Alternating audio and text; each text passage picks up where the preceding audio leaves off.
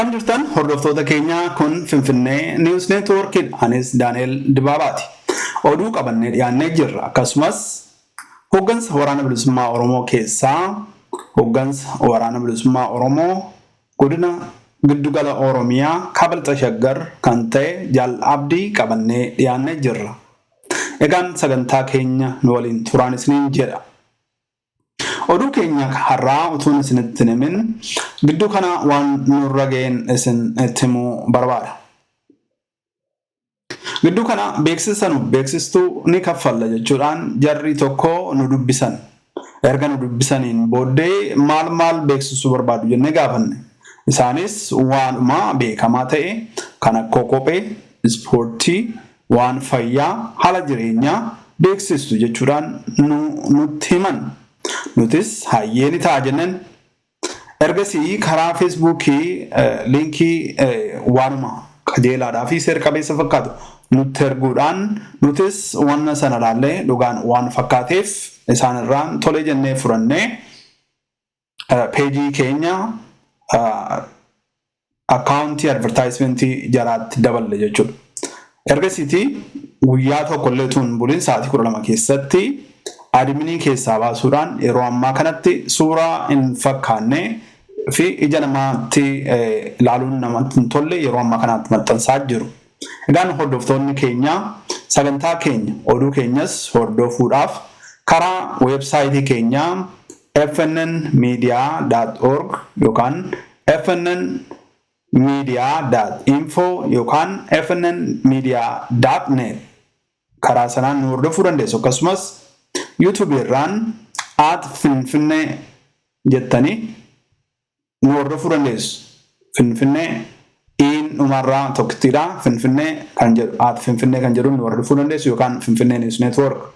Akkasumas Facebook keenya lammaffaa username Finfinnee 1020 nu hordofuu dandeessu. Akkasumas karaa Telegram keenya FNN2020 nu hordofuu dandeessu. Bilbila keenyas kan Amerikaa 1-859 612 764 nuuf bilbiluu nuuf barreessuu dandeessu karaa WhatsAppidhaa fi Telegram jechuudha. Egaan gara oduu keenya har'aatti isin ceesisa. Oduu keenya har'aatiin waraanni bilisummaa Oromoo godinaalee Oromiyaa bakkoota garaagaraa keessatti lola humnoota biltiginnaa wajjin gaggeessaa jiru irratti milkaa'aa jiraachuusaa dubbatamaatti jira. Haaluma kanaan waraanni bilisummaa Oromoo godina lixaa Wallaggaa keessa socho'u guyyaa har'aatti onoota 3 to'atee ooluun isaa beekameetti jira. Haaluma kanaan aanaa Mandii, Qilxukaarraadhaa fi Lataa Sibuu guyyaa har'aatti to'atee magaalaa guutummaa isaa to'annoo isaa jala oolchee ooluun isaa ni mul'ata. Egaan waraanni bilisummaa Oromoo akkuma argitan kana magaalaa keessatti yeroo inni uummataa wajjin socho'aa jirutti ni mul'isa. Egaan waraanni bilisummaa Oromoo injifannoo argate kanatti uummanni keenya gammadee yeroo inni itti sirbaadhaa fi dhiichisaa jirutti mul'ata. Finfinnee News Networkiin haalota Itoophiyaa keessatti torbanoota darban keessa ta'aa turan waggoota darban keessa ta'aa turan ilaalcha keessa galchuudhaan sodaa uummata keenyaaf qabnu asumaan himuu barbaanna. Yeroo itti waraanni bilisummaa Oromoo magaalaalee Oromiyaa dhuunfatutti haala eeggannaa qabuun akka sochootan asumaa qabnee isin beeksisuu barbaanna.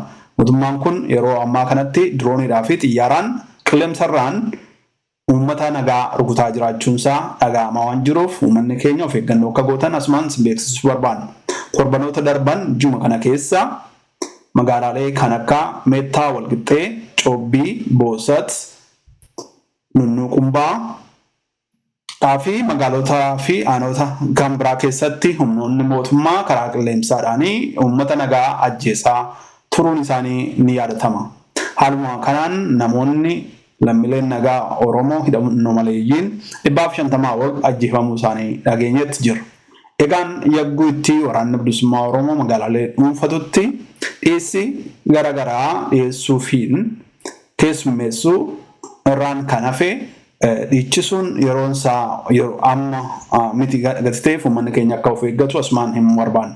Uummanni keenya callisee sirbuudhaan haleellaa xiyyaaraa fi haleellaa diroonii fakkan saaxilamne isin beeksisuu barbaanna. Waraanni bilisummaa Oromooleen kana ilaalcha keessa galchee of eeggannoodhaan akka socho'u asumaan dhaamuu barbaanna. Egaan bara darbe keessa bara 2021 humnoonni mootummaa yagguutti waraanni bilisummaa Oromoodhaa fi humnoonni Abuut magaalaa Walloo Kaamisee dhuunfatee turetti uummanni bahee utuu sirbaa jiru dirooniidhaan rukutamanii hedduu akka isaan ajjeesan ni yaadatama. Egaan waan akkasii akka hin deebinee fi uummanni keenya of eeggannaa akka godhu asumaan beeksisuu barbaanna. Egaan sagantaa keenya hafan keessatti jaalle abdii wajjiniin haasaa gabaabaa goonee qabadhee dhiyaadheen jira. Akkasumas oduu dabalataas qabannee jirra. Nu hordofaa isiniin jenna. Oduu biraatiin sochiin araaraa adda bilisa baasaa uummata Tigraayidhaa fi humnoota bilxiginnaa gidduutti torban tokkoof geggeeffamaa ture kaleessa akka inni raawwatu eegamaatti ture. Haa ta'uutii hagammaatti hin raawwatin jiraachuunsaa ammallee itti fufee jiraachuunsaa dhaga'amaatti jira.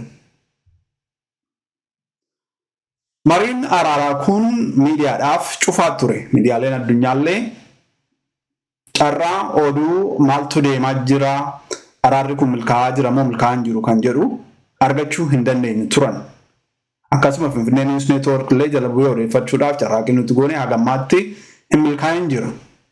Haa ta'uutii dubbi himaan Abuut obbo Geetaachoo Raddaan Twitter akkaawuntii isaan irratti akka barreessanitti lolli Tigraay keessatti yeroo ammaa kanatti hammaatee jiraachuusaa himanitti jiru. Akkasumas odeeffannoon Twitteriidhaa fi sooshaal miidiyaa garaagaraa irraa yeroo ammaa kanatti deemaatti jiru lolli humnoota mootummaa, humnoota Eertiraadhaa fi humnoota Amaaraa gam tokkoon humnoota Abuut gam kaaneen gidduutti geggeeffamaa jiruuni yeroo ammaa kanatti uummanni Tigree miidhamaa jiraachuun isaanii argamaatti jira. Humnoonni mootummaadhaa fi humnoonni Eertiraa akkasumas humnoonni naannoo Amaaraa yeroo isaanitti nyaata deeggarsaa uummataaf kennamaatti jiru. Gargaarsa mootummaalee addunyaa biraa uummata Tigraayiidhaaf ergamaa jiru karaa dhaabbachuudhaan konkolaataa irraa buusanii yeroo isaanitti waliif qoodan mul'ateetti jira. Oduu biraatiin yeroo ammaa kanatti humnoonni mootummaa magaalaa to'atan mara gubaa jiraachuu kan mul'isu suuraaf sagaleen argameetti jira. Haaluma wal fakkaatuun humnoonni mootummaa ni ajjeefnaa lammiilee Tigree mara ni ajjeefnaa jechuudhaan yeroo isaanitti arrabsaa jiran maqaa xuraadhaan yeroo isaanitti waamaa jiran argamaatti jira. Karaa biraatiin humnoonni mootummaa jaallataniif mootummaa kana mararsiifatan akkasumas yeroon kun yeroo keenya jedhanii warri yaadan araarri gaggeeffamaa jiru kan xumuramuu qabu loltoonni Abuut hiikkachuudhaan ta'uu qabaa jechaatti jiru. Haa ta'uutii kanallee ilaalchisee humnoonni Abuut ni hiikkatu kan jedhu jaallabdii gaafannetti jira. Innillee waan inni jedhu asumaan itti sin dabarsaa turtiin keessan waliin haa ta'u jenna. Oduu kan biraas qabna. Nu hordofaa isiniin jenna. An asumaan nagaa isinitti dhaamadhaa waan waliin turtaniif galatoomaa.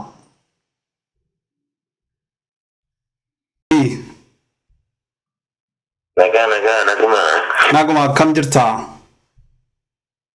Nagaa galata Rabbii fayyumaa. Nagaa galata Rabbii. Maal keessa jirtu sochiin waraana bilisummaa Oromoo giddu galeessa Oromiyaa maal fakkaata? Lakkii akkuma gaa'idha alamaan jiru akkuma bareedduu socho'aa jirra. Akkuma bareedaa socho'aa jirra. Ayyee. Waanuma namatti toludha wanti hamaan hin jiru waan bareedaa waan nama gammachiisu malee. Ayyee.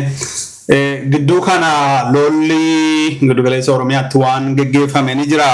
Har'a oduu lixa Wallaggaatti kan nageenya waraana bilisummaa Oromoo magaalota aanota akka Mandii, Qilxukaarraa, Lataa Sibuu kan jedhamanillee dhuunfachuu isaa dhageenye jirra.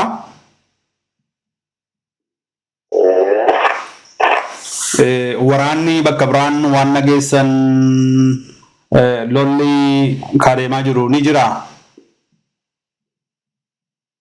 Yeroo jira sanitti malee akka dur akka mootummaa illee saninaan jirnetti lolli irra jira. Keessumaa kana magaalaa Garba Gurraachaa keessatti illee ni ture, Dabooboota ni ture. Dukkeelee fi gantuu sabaa kana adaba'uudhaatti ittuma jira waraanni bilisummaa Oromoo adabaatuma jira. Ayyee. Teenyo hojii isaa eedileeti guyyaa waraanni bilisummaa Oromoo lolarraa dhaabbatu jiru akka guyyaa bilisummaa fi walabummaan Oromiyaa mirkanooftee abbaan biyyummaa Oromoo mirkanaa'utti. Ayyee.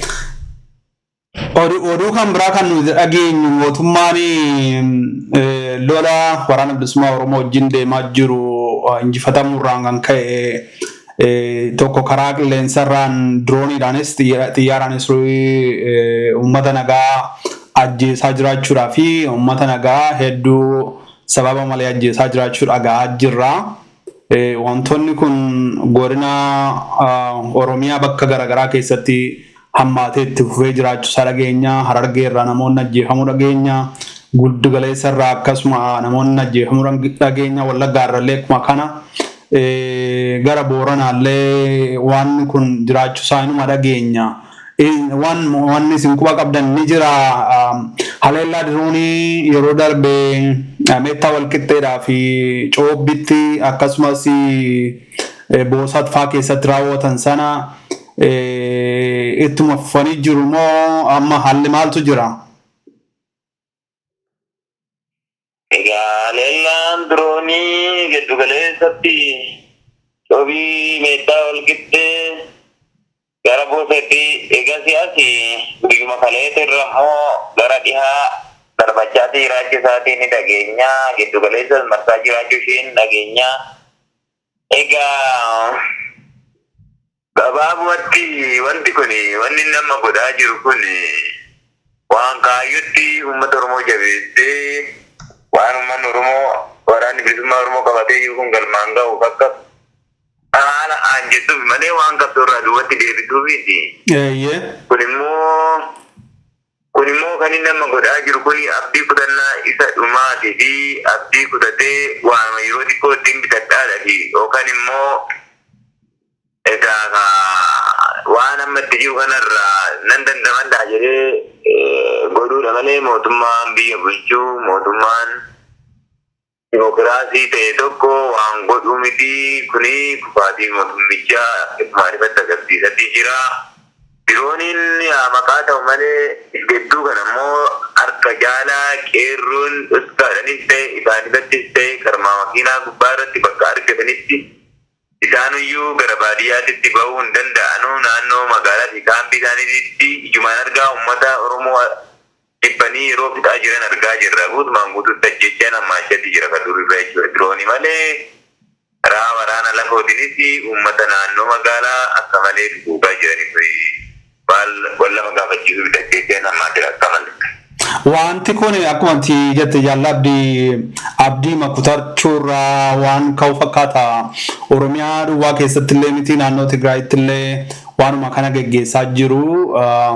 Lafa danda'anii magaalaa akka seenan maratti uummata nagaama uummata hidhannoo maleeyyii ajjeesuu ni finnallee jedhuuni kanuma dhaadataa deemuu dhuguma. Mootummaa kan jedhamu humna qaama hamlee qabu tokkotu hin taane humna badee balleessuu barbaadu tokko fakkaata akkaataa haanitti socho'aa jiranii. Oromiyaa keessattis immoo wanni kun egaa bubbuleera silasii ittuma fufee jira ammaatee jiraachuu dhagaatis kan naa himte. Oduu kan biraatiin wanti nuti qabnu araarri adda bilisa baasaa uummata Tigraayiidhaa fi bilisiginnaa gidduu kana deemaa ture silaatii guyyaa kaleessa dilbata raawwachuudhaaf kan ture hin raawwatin akka inni hafe dhageenye. Araarri kun cufaadha yeroo baay'ee miidiyaadhaaf illee banaa miti. Miidiyaan addunyaallee agammaatti seenanii gabaasuu hin dandeenye. Haa ta'uti wanti jedhamaatti jiru mareen sun itti fufee ma jira malee xumurarra hin geenye jedhamaatti jira. Lolla akkuma itti fufeetti jira kaabattillee isinillee kanuma quba qabdaniini. jiru kanuma. Egaa wanti kun namni sila nagaa jibbu hin jiru. Egaa qaama kamiyyuu ta'e nagaa fedha. Immoo garuu amma gadeetti kana wanni mul'achaa jiru egaa isaan jaarsummaa dhaqanii ta'anii asitti lolli inni jabaatanii hammaate malee hin laaffanne. Silaa namni nagaa fedhu, namni araara fedhu, namni saba ofiitiif yaadu yookaan immoo sabaa miti akka dhala namaatitti yaadu silaa jaarsummaa taa'uun dura wanti sun wal waraanchisuun qabbanaa dura fardiidha. Ani gama kiyyaa wanni natti mul'atu waan kun akkuma dur baratame saba wal goyoomsuu fi karaa ittuma yeroo bitatan natti fakkaatti malee waan akkasitti sadarkaa sanitti hamilee qabdu natti fakkaatu. Addunyaan kunis immoo egaa waan madattaa keessa barbaaddata waan matana natti mul'ata. Ayyaye galatoomii jaallabdi amma warri abjootu warri mootummaan kun mootummaa keenya jabanni kunis kan keenya warri jedhanii akkasitiin yaadanii lola kana mootummaan ammeessee injifataatti jira jedhanii yaadu. Kaaba Tigraay keessatti magaalaa tokko tokko humnoonni mootummaa seenurraan kan ka'e akka waan mootummaan injifataa jirutti abdii guddaadhaan kan ilaalanii. Araara kana keessatti illee Abuut adda bilisa baasaa uummata Tigraay meeshaa hiikkachuu qaba. Xumurri araaraa kan inni ta'u yoonni meeshaa hiikkateedha jedhanii akkasitiin illee yaadu. Ati akka nama hooggansa waraanaa tokkootti hooggansa waraana bilisummaa Oromoo tokkootti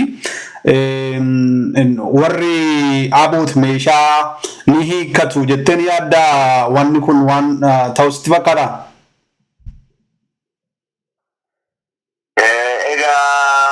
Gaafinte asirratti nagaa irratti wal keessatti baay'eedha. Tokkoffaa gubbaa irratti waa'ee meeshaa hiikkannaa yoo dubbadhu meeshaa hiikkachuudha fi namni akka hiikkattuuf siin jettu kun nama akkamiiti jettee ilaallachuu si feesisa. Seenuma dubbee biyya kanaa laaluu si feesisaa jechuudha. Seenaan dubbee biyya kanaa walgoyyoomsuu ta'e malee dimokiraasii shi jedhamtu sun yookaan wanti dhugaa haqaa irra dhaabbatanii waa xumuruu sun hin jirtu waan ta'eef as gubbaa irratti warri ni beeku waan differensi ni beeku waan godhan ni beeku waan ta'eef dubbiin kun dubbii dimokiraasiitiin deemamee qawwee kennatanii kan seenan natti fakkaatu. Qawwee gaddu jechuun biyya abbaa irree keessatti biyya dimokiraasii keessatti hin taane keessatti kootu harka laatadduuti sin garafaa kan didde sin ajjeesaa kan fudhatte immoo ilaalcha yookaan adeemsa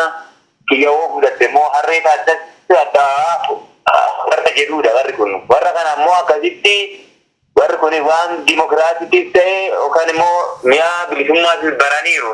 Mi'a bilisummaa sirnaan beekan waan ta'eef hawaasni Tigraay kuni odoo hooggantoota fi qaamotni dursanuyyuu jedhanii toledhanii waan hiikkatanii miti. Qawween kabajaadha. Biyya abbaa irree keessatti qawween kabajaa guddaadha. Biyya abbaa irree keessatti miti biyya kam keessattuyyuu olaantummaan biyyi qabdu olaantummaa kan qabu biyya hidhannoo qabuu fi biyya waraana gahaa fi dandeettii qabu waan ta'eef kana sirranii tolchanii beekan waan ta'eef waan hiikkatamu natti fakkaatu. Natti fakkaatan akkasitti hubadhaa. Kanaafuu waan kun waan milkaa'amatti fakkaatu hidhannoo hiikkachuun kun waan milkaa'u miti. Gama biraatiin immoo warrootiin gara jarii maal jedhan akka jettutti mootummaan kun deebi'ee yeroo gabaabdutti cabsee maalii jedhaa akkasitti abjootanii naan jette. Warri kun egaa akkasumatti warra fedhiidhan sammuu isaaniitiin Itoophiyaa ijaaraa halkan hoggaa rafanaaf jiran Itoophiyaa ijaaraa bulanoo ta'e malee namni gurraatija qabuufi waa garagarchee ilaalu mootummaan bututee abdii kutatee sadarkaa uummata ofiitii miti caasaa paartii isaatitti dhiyeenya qabuyyuu waan tokko doodan baafatee rukutaa jirutu deebi'ee of ijaara jechuun abjuu biraa taatee jechuudha. Kanaafuu mootummaan kun mootummaa waggaa meeqattuu deebi'ee of ijaaruu danda'u miti. Mootummaan kun mootummaa bututee ofiisaatii miti biyya ijaaruu miti ofiisaatti of ijaaruu hin dandeenyedha. Waan bututee waan dadhabe waan ta'eef deebi'ee waan of ijaaruu deebi'ee waan natti mul'atu waan du'aadha. Du'a du'aan deebi'ee fayyaa jechuudha gaafatan. Kanaafuu warri kana abjootanii abjuun hin barbaachifne abjootaa jiru kan akkasitti hubatan akka dhugaadha beektaa jaalladhi akkuma jetteedha. Egaa kan beekaa rafuu yoo sochoosan illee dammaquu jedhama. Argitee riyaalitiin wanti qabatamaan lafarra jiru kan beekaa hubachuus hin barbaanne hedduudha. Kan mootummaan kun immoo isaaniif ta'ee sinuma jira kan akkuma miidhame irra guddaan akkuma miidhame kan mootummaan kun ta'eef immoo waan seer malee warri argatan isaan kun ni jiru. Argitee mootummaa bulguu ta'ee jira. Mootummaan kun Oromiyaa keessattis Tigraay keessattis nama nyaataa jira. Egaa kanumatu mul'ataa jira.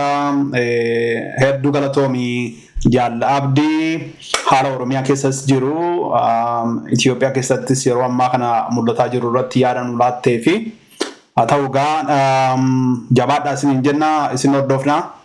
Hedduu galatoomii. fayyaa ta'e galatoomii. Nagaan.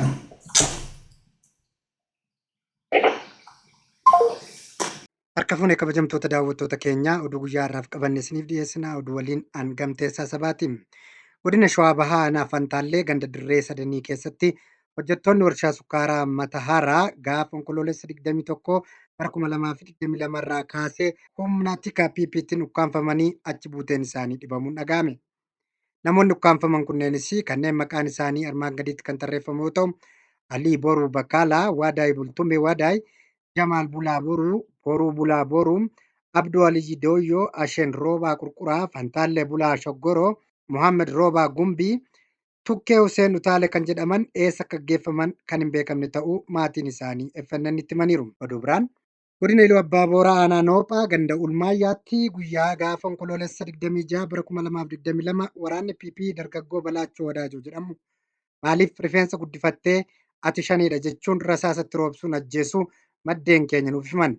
Dargaggoo Balaachoon badii tokko malee sababa rifeensa kee guddifatte jedhuun akka bineensaatti ajjeefamuu jiraattonni FNN itti himaniiru. Oduma wal fakkaatuun godina Shawaa Kaabaa Aanaa Hidhabuu Abootee ganda Weeluu Majootti milishaa gandichaa kan ta'e obbo Asmaraa Alamuu namni jedhamu obbo Tasfaayee Daadhii meeshaa qara qabuun waraanee ajjeesuu maddeen himan. Akka namoonni argan jedhanitti taanaan sababni ajjeechaa kanaa ilma keetu bosona jira. Bosona waraana bilisummaa Oromoo waliin hariiroo qaba jechuun yakka tokko malee nama nagaa ajjeesuun dhagahameera. Namni kun nama kana ajjeesellee haga ammaatti to'annaa jala kan oolle ta'us barameera. Godina Baalee Lixaa Aanaa Gaarfaa ganda Odaa Nagallee jedhamutti waraanni mootummaa paartii Bilisiginnaa manneen jireenyaa kan namoota 20 qabeenya keessa jiru waliin guutummaatti barbadeessuun dhagahame. Maqaa waraana bilisummaa Oromoo waliin hidhata qabdu ilma keessantuu bosona jira, abbaa manaa keetu bosona jira jedhuun uummata nagaatti maxxansuun manaa fi qabeenya saba Oromoo lammiilee Oromiyaa gubaa kan jiru waraanni Bilisiginnaa godina Baalee Aanaa Gaarfaattis sababa tokko malee manneen jireenyaa namoota 20 gubuun yeroo ammaa kana maatiin manni jalaa gubate dirree irratti faca'anii rakkoo keessa jiraachuu jiraattonni FNN'tiin gahaniiru. Oduu biraan godina Harargee Lixaa Aanaa Mi'eessootti maatii shaneeti jechuun waraanni mootummaa Bilisiginnaa namoota nagaa lama ajjeesuun dhagahame. Godina Harargee Lixaa Aanaa Mi'eessoo Araddaa Daalachaa ganda Qimixxaa jedhamu keessatti hidhattoonni mootummaa Bilisiginnaa isin maatii shaneeti jechuun namoota nagaa lama ajjeesuu maddeen nuuf himaniiru. Akka maddeen jedhanitti taanaan waraanni mootummaa Itoophiyaa namoota naannichaa walitti qabuun fuula namootaa duratti ajjeesanii jedhu. Namoota gara jabinaan hidhattoota mootummaa Bilisiginnaatiin ajjeefaman kunneen Muhammad Aliyyi Adamii fi Aliyyi Xayyib akka ta'e barameera. Kana malees guyyuma kana manneen namoota 5 abiddaan akka barbadeessanis dhagahamee jira. Namoonni manni jalaa gubate kunneenis Ahmed Muhammad, Abdii Ahmed, Dallaa Muhammad, Waaree Adam Waaree, Waadaayii fi Abdii Muhammad Surur kan jedhaman ta'us barameera. Uummata nagaatti waraana fiduun akka lubbuun namaa darbuu fi manneen uummataa barbadaa'uu kan gochaa jiru bulchaan Araddaa Daalachaa nama Fiitee jedhamu akka ta'es oduun arganne fagoodha. Namni kun ofiifis itti dhukaasee ajjeesuu keessaa harka qabulleen maddeen keenya himaniiru. Oduma ajjechaa wal qabatee onkoloolessa gaafa 27 bara 2022 waraanni mootummaa Bilisiginnaa dargaggoo Masii kan jedhamu godina Horroo Guduruu Wallaggaa magaalaa Shaambuu iddoo addaa hoteela Simboonee jedhamu guyyaa keessaa tilmaamaan sa'a 10 keessatti qabuun erga bakka sanaa fuudhanii deemanii booda guyyuma kana galgala bakka addaa mana barumsaa qophaa'ina shaambuu dudduubatti ajjeesuun gatanii bira darbuu dhagaameera. Ajjeesanii boodasii reeffa isaa immoo maatii dhorkachuu jiraattonni naannoo sanaa eeffannaniitti himaniiru. Dargaggoon Masii nama siyaasa kam keessatti illee hirmaannaa hin qabnee fi hojii dhuunfaasaa ispoortii barsiisee ofii fi maatii isaa jiraachisu ta'uu hiriyoota isaa irraa odeeffanneerra. Oduma wal fakkaatuun godina Shawaa Lixaa aanaa Baakkoo Tibbee magaalaa Baakkoo keessatti qeerroon Hundaa'ol Waaqumaa jedhamu gaafa onkoloolessa 26 bara 2022 waraana biltsiginnaatiin ajjeefamuu jiraattonni himan. Oduu biraan godina Matakkal aanaa Dibaaxii keessatti sirni faashistii Abiy Ahmed uummata jumlaan hidhaa fi dararaa jiraachuun barame. Torban darbirraa kaasee sirni faashistii PP kun godina Matakkal aanaa Dibaaxii gandoota akka Simboo, Siree fi Orkaa jedhaman keessatti ilmaan Oromoo hedduu qabuun magaalaa Gaalessaatti hidhuun dararuutti akka argamu maddeen himaniiru. Haga ammaatti namoonni maqaan isaanii nu dhaqqabe keessaa Baqqalaa Joobir, Baqqalaa Kitil, Yaaddessaa Margaa, Waaggaarii Abbabaa, Qixxeessaa Kabbadaa, Maaruu Kabbadaa, Kumarraa Kabbadaa sadanuu obboloota yoo ta'an haadha warraa obbo Aagaa Kabbadaa fi ijoollee isaanii waliin akka hidhamanii jiran barameera. Oduu biraatiin warri waraana Itoophiyaa keessatti hirmaatan hunduu dhiittaa mirga namoomaa raawwataniiru jechuun dhaabbanni mirga namaaf falmu Amnesty Internationaliin ibse. Waraana kaaba Itoophiyaa wal qabatee dhiittaa mirga namoomaa yakka daguggaa sanyii balleessuu gadi hin taane raawwatamuu jaarmiyaaleen mirga namoomaaf baabsan himan. Waraana kaaba Itoophiyaatti gaggeeffamaa jiru irratti kanneen hirmaatan hundinuu yakka dhala namaa irratti raawwataniiru jechuun falmaan mirga namoomaa idil addunyaa Amnesty Internationaliin ibseera. Akka Amnestiin onkoloolessa 27 bara 2022 magaalaa guddoo Keeniyaa Naayiroobii keessatti ibsa gaazexeessitootaaf kenneen raayyaan ittisa Itoophiyaa, Eertiraa, humna Tigraay, humni addaa Amaaraa fi milishoonni faannoo sarbama mirga namoomaa hamaa raawwachuu malaniiru jechuun ibseera. Dabalataanis ibsa isaa kana keessatti qorataa gaanfa Afrikaa kan ta'e obbo Fissahaa Taklee erga waraanni jalqabee dhiittaa mirga namoomaa hamaa yakka waraanaa fi yakka dhala namaa irratti raawwatamuun walqixa ta'uu danda'u argineerra jechuun himan. Obbo Fissahaan akka jedhanitti yakkoota waraanaa raawwataman kanneen keessaa gudeeddii fi miidhaa saalaa gara jabinaa biroo eeruun ni danda'ama jechuun himan. Waraana kaaba Itoophiyaa keessatti yakki dhala namaa irratti raawwatame yakka daguggaa sanyii waliin kan walgitu ta'uu gabaasaaleen kanaan dura ba'an ni ibsu. Godaambaan yaadannoo Holokaast Ameerikaatti argamu ammoo naannoo Tigraay keessatti yakkoota dhala namaa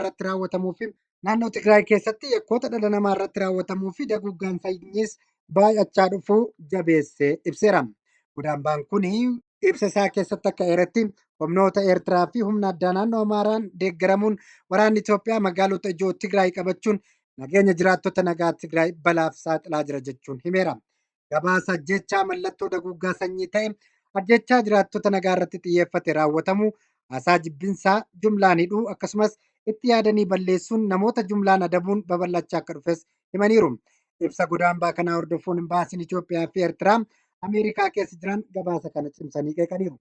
Imbaasiin Itoophiyaa Ameerikaa jiru ibsa godaambaa yaadannoo Holokaast kanaan itti gaafatamummaa kan hin qabnee fi olola sagalee garee shororkeessaa TPLF dhageessisuuf kaayeffatedha jechuun yogguu qeequ namoonni biroo fi dhaabbileen gurguddoo addunyaa immoo ibsa qeeqa imbaasii Itoophiyaa kana kufaa taasisaniiru. Dhiittaa mirga namoomaa waraana kaaba Itoophiyaa keessatti raawwatame qorachuuf jecha Koomishiniin mirga namoomaa Itoophiyaa fi Koomishiniin mirga namoomaa dhaabbata biyyoota gamtoomanii qorannoo waloo akka gaggeessan haala mijeessuun mootummaan Itoophiyaa yeroo kutannoo koo agarsiiseera jedhuttis dhaabbileen mirga namoomaaf falman kanneen akka Human Rights Watch fi Amnesty International ammoo dhiibbaa fi dhiittaa mirga dhala namaa Itoophiyaa keessatti mudachaa jiru ifatti baasuun uummataaf ifa taasisaniiru. Egaan kabajamtoota daawwattoota televezyiinii FNN oduu guyyaa irraaf qabanne kanumaan goolabnaa nagaan nuuf turaasiniin jenna.